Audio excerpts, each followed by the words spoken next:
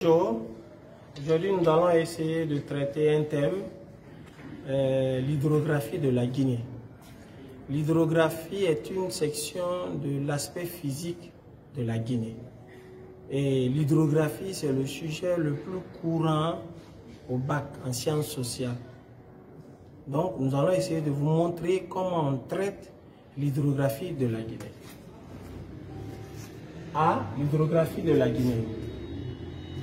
En Guinée, il y a ce qu'on appelle les bassins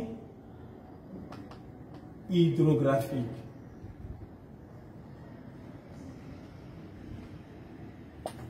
Les bassins hydrographiques, le nombre varie selon les niveaux.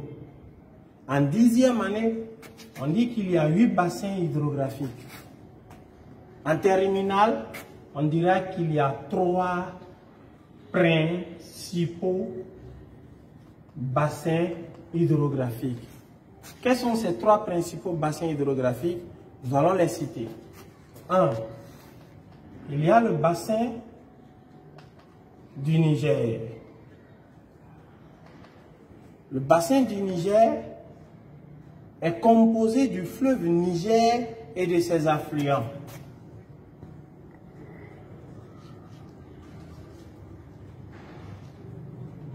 Quels sont les affluents du fleuve Niger?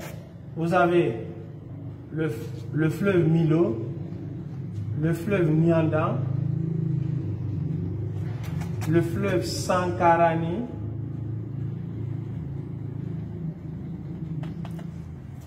ça c'est le premier bassin. Le deuxième bassin, vous avez le bassin du Sénégal. Le bassin du Sénégal n'est pas composé du fleuve Sénégal et de ses affluents, comme nous l'avons dit là-haut. Non. C'est composé par un ensemble de fleuves. Le fleuve Sénégal, quand il est en Guinée, on l'appelle Bafin. Quand il quitte le territoire guinéen, les Sénégalais l'ont baptisé Sénégal. Donc, le bassin du Sénégal est composé des fleuves suivants. Nous avons le Bafin, nous avons le Bakoui, nous avons le Falénié. Dans d'autres documents, on dit Falémé, Falénié, c'est à peu près la même chose. Nous avons le Kiouma, nous avons le Téné. Ça, ce sont les fleuves qui composent le bassin du Sénégal. Ensuite, vous avez le troisième bassin qui est le plus vaste, le bassin de l'Atlantique. Le bassin de l'Atlantique, c'est tous les fleuves prenant leur source en Guinée et qui se jettent dans l'océan Atlantique, soit en Guinée, soit dans un pays voisin. Donc vous avez 2 grands groupes ici. Les fleuves prenant leur source en Guinée, se jetant dans l'océan Atlantique en Guinée, on les appelle en Guinée couramment les fleuves côtiers ou encore le bassin côtier. Vous avez le fleuve Fatala, vous avez le fleuve Konkouré, vous avez le fleuve Tingilinta, vous avez le fleuve Kogon, vous avez le fleuve Mélakoré. Ça, ce sont les bassins côtiers. Ensuite, vous avez les fleuves qui prennent leur source en Guinée, mais qui se jettent dans un pays. Nous allons citer les pays voisins de la Guinée. 1. On prend la Côte d'Ivoire. Les fleuves qui prennent leur source en Guinée, qui se jettent dans l'océan Atlantique en Côte d'Ivoire, vous avez le fleuve Gouan, vous avez le fleuve Férédouba,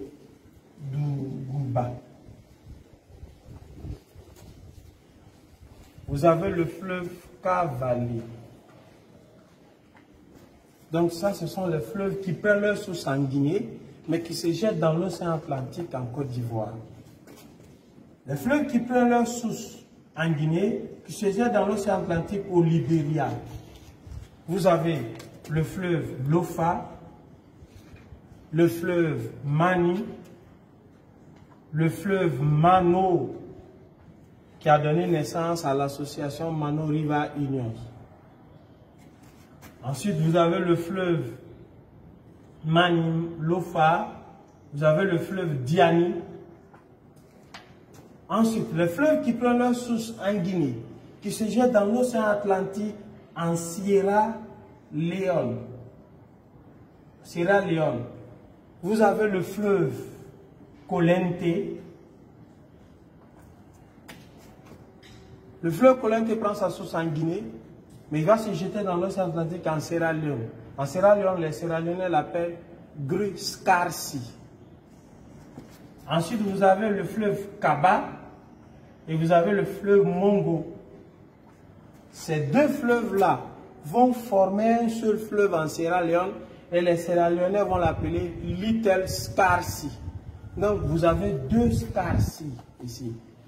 Les fleuves qui prennent leur source en Guinée, qui se jettent dans l'océan Atlantique en Sierra Leone. En 10e année, on appelle le bassin des Scarsi. Parce que là-bas, il y a 8 bassins. 10e année, ça évolue. En terminale, on dit qu'il y a 3 principaux bassins. Ensuite, vous avez en Guinée, Bissau. Les fleuves qui prennent leur source en Guinée, mais qui vont se jeter dans l'océan Atlantique en Guinée-Bissau. Vous avez le fleuve Komba. Et vous avez le fleuve Tomine. Ces deux fleuves-là vont former le fleuve qu'on appelle Corubal. En Guinée-Bissau, ça c'est portugais. Et francophone, on l'appelle Coliba. Corubal, portugais. Coliba, français. Donc voici les bassins hydrographiques de la Guinée que nous allons essayer de représenter sur une carte tout de suite. Nous allons essayer de représenter ces 3 principaux bassins sur une carte de la Guinée. Quand on dessine la carte de la Guinée, un petit conseil, une grosse carte est plus jolie qu'une petite carte. Donc dessinez une grosse carte. Prenez une feuille toute entière pour dessiner votre carte de la Guinée. Deuxièmement, mettez toujours les pays limitrophes. Troisièmement, on ne dessine jamais avec le bic. On dessine toujours avec le crayon. Dans le mot dessiner, dans le verbe dessiner plutôt, il y a crayon dedans. Donc on dessine avec le crayon et non avec le bic. Ensuite, il faut mettre une légende. La légende facilite la lecture d'une carte. Donc je mets la légende. Ceci, ça veut dire qu'il y a des fleuves. Donc, nous allons mettre d'abord le plus grand bassin. Le bassin du Niger. Le bassin du Niger, le principal. Vous écrivez là-dessus Niger. Les affluents, vous avez le Nianda. Vous avez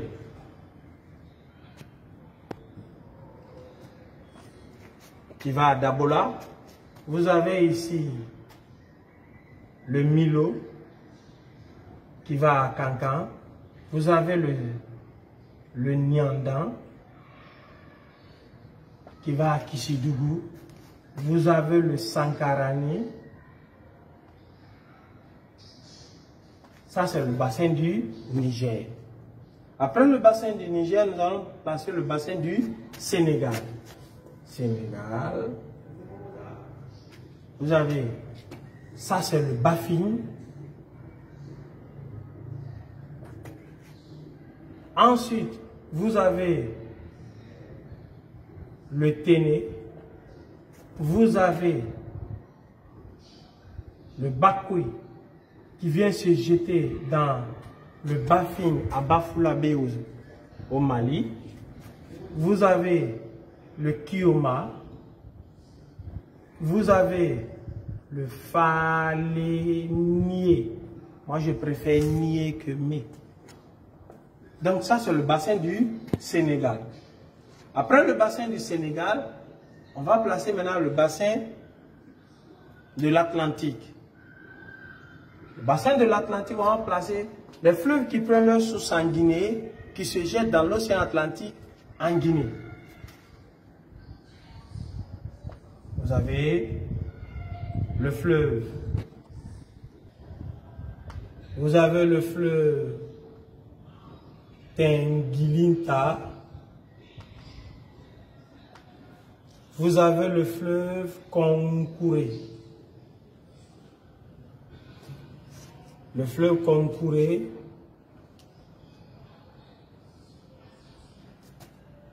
Vous avez le fleuve Concouré. Ensuite, ça ce sont les bassins côtiers. Vous avez en bas le fleuve Mélacoré. Forêt-Caria encore en bas. Ça, ce sont les bassins côtiers, ceux qui prennent leur source en Guinée et qui se jettent dans l'océan Atlantique en Guinée. Bassin côtier. Maintenant, nous allons citer le bassin, toujours les fleuves qui prennent leur source en Guinée mais qui se jettent dans l'océan Atlantique en Sierra Leone. Vous avez le fleuve Kolente et vous avez ici le fleuve Kaba et Mongo qui vont former un seul fleuve. Donc vous avez le fleuve Kaba ici, vous avez le fleuve Mongo là. Les deux vont former ici le Little Scarsi. Kolente va former le Gru Scarsi. Ça c'est en Sierra Leone. Quand vous venez en Côte d'Ivoire, on va citer le fleuve Gouan, le fleuve Feré-Dougouba et le fleuve Cavali. Donc en Côte d'Ivoire, Gouan, Feré-Dougouba et Cavali prennent leur source en Guinée, mais qui se jettent dans l'océan Atlantique en Côte d'Ivoire.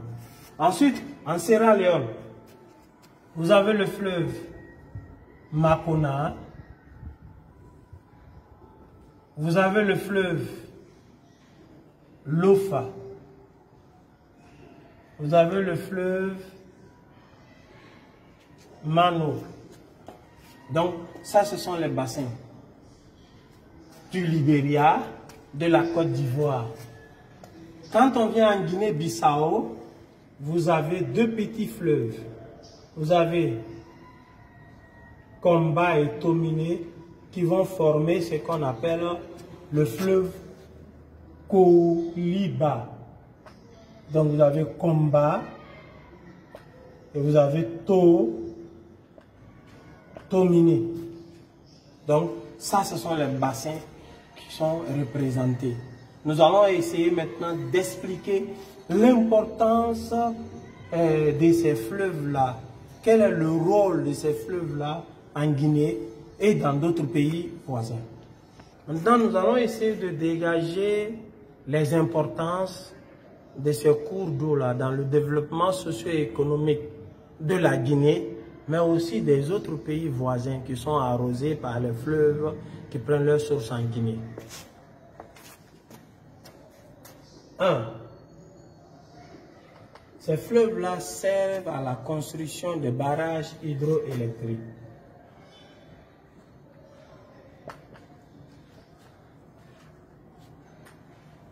Construction des barrages hydroélectriques. 2. Ces fleuves-là permettent l'approvisionnement de la population en eau potable.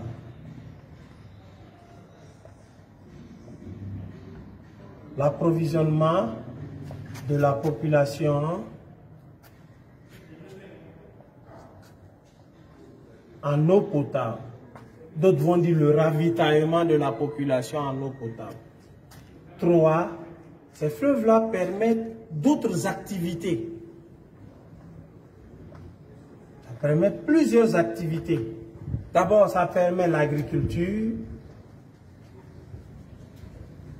à travers un système qu'on appelle l'irrigation.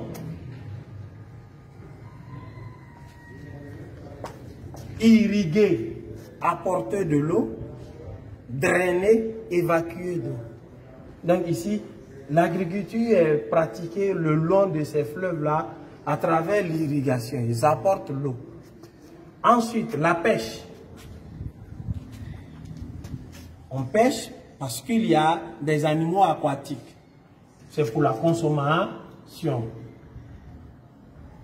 La consommation des animaux aquatiques. Troisièmement, ça permet aussi la navigation ou bien le trafic fluvial. Ça permet le trafic fluvial. Ça permet le déplacement d'une ville à une autre ville. Ça permet aussi la circulation sur ces cours d'eau. Là, pourquoi on dit le trafic fluvial. On peut quitter sur le fleuve Milo, déboucher au fleuve Toliba jusqu'à Bamako avec le petit bateau. Ça permet aussi l'exploitation minière. L'exploitation minière. Ces fleuves-là traversent des zones qui sont très riches en or et en diamants. Donc, c'est une exploitation artisanale, normalement. Les artisans qui sont à la recherche de l'or et du diamant, quand ils vont ramasser le sable, ils vont aller laver ce sable-là dans la rivière la plus proche. Donc, pour pouvoir extraire l'or ou le diamant. Ça permet aussi le regroupement de ces États en organisation. Création d'organisation. Il y a plusieurs organisations qui sont nées autour d'un fleuve. Vous avez l'OMVS autour du fleuve Sénégal. Vous avez l'OMVG autour du fleuve Gambie. Vous avez le Mano River Union, UMR, autour du fleuve Mano. Donc, il y a beaucoup d'importance dans le développement socio-économique d'un pays. Donc, ces fleuves-là sont très importants dans le développement de la Guinée. Ces fleuves-là peuvent permettre à la Guinée de se ravitailler en énergie électrique renouvelable. Pas non renouvelable, mais renouvelable. Le courant électrique à partir des barrages hydroélectriques, l'eau est renouvelable, donc c'est de l'énergie propre. Donc voilà pourquoi il faut retenir l'importance de ces cours d'eau dans le développement socio-économique de la Guinée, mais aussi des pays voisins. Et je vous remercie. Voilà. Maintenant, nous allons vous donner un devoir de maison. Ce sont les questions de consolidation pour voir ce que vous avez retenu de ce cours. 1. Citez les bassins hydrographiques de la Guinée. 2. Dégagez les rôles de ces cours d'eau dans le développement socio-économique. 3. Sur un fond de carte de la Guinée, tracez les profils des cours d'eau guinéens. 4. Pourquoi dit-on que la Guinée est le château d'eau de l'Afrique occidentale? 5. Quelles sont les caractéristiques des cours d'eau guinéens? Maintenant, pour toutes vos questions, si vous avez des questions, vous allez appeler ce numéro-là. Nous allons essayer de vous répondre comme nous le pouvons. Vous allez appeler le numéro 622 54 30 33. C'est de la direction du SNE. Vous appelez ce numéro. Ce que vous n'avez pas compris, ce qu'on ne peut plus élucider encore pour vous, c'est un cours succinct. Voilà, c'est le moment. Je vous remercie.